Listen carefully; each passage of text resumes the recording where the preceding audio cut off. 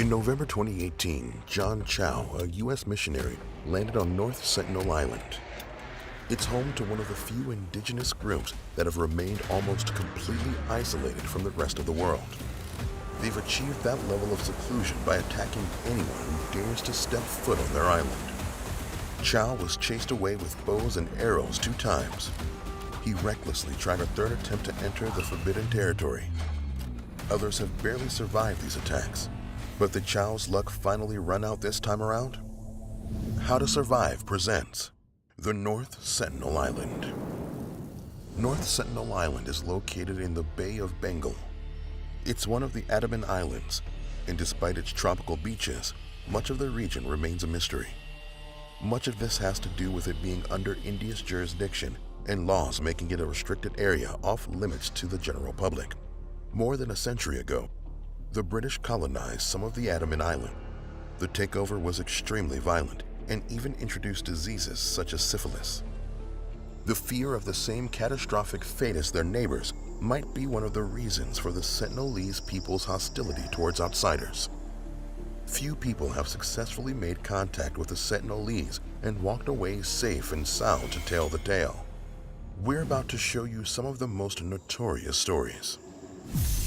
How could coconut save your life? Which items shouldn't you touch on the island? And what words helped a woman survive? Number 3. A coconut goes a long way. In 1991, anthropologist Madhubala Chudapatiye and a small group of her colleagues succeeded interacting with some of the island's residents. When they spotted their small boat, 4 Sentinelese men armed with bows and arrows came to the shoreline. The anthropologist floated some coconuts over from a distance for the men to collect.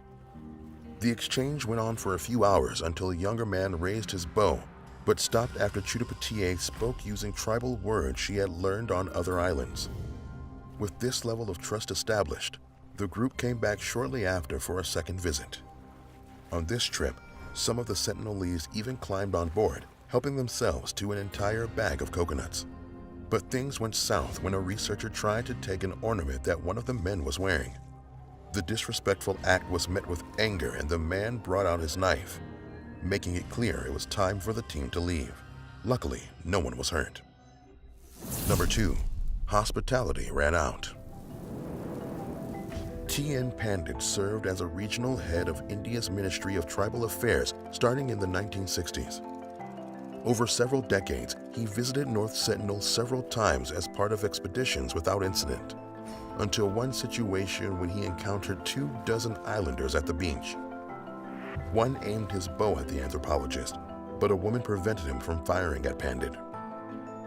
The Sentinelese people were usually friendly to him, but they made it clear when his team members were venturing too far. Like on another trip, when a man signaled toward Pandit in a hostile manner, he drew his knife out and made a cutting gesture. Let's see what we've learned so far. Don't grab their belongings. You're giving them presents, not making trades. And if you're approaching the island, do it slowly and with respect. Otherwise, you could be dead in seconds. Number 1. Pushing the limits.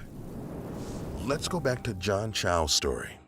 After he bribed local fishermen to bring him to the region, he spent 2 days trying to teach passages from the Bible to the Sentinelese. His efforts were not well received. Chow was forced off the island twice. On his 3rd attempt, he was killed and buried on the beach. His actions were done without permission from Indian authorities. He also hadn't been tested for any transmissible diseases. Chow died because he failed to understand that the islanders just wanted to be left alone. Unfortunately, the Sentinelese aren't the only ones suffering from the fallout of foreign intruders right now.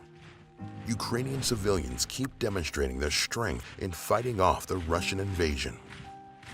You can learn about their extraordinary stories here on How to Survive.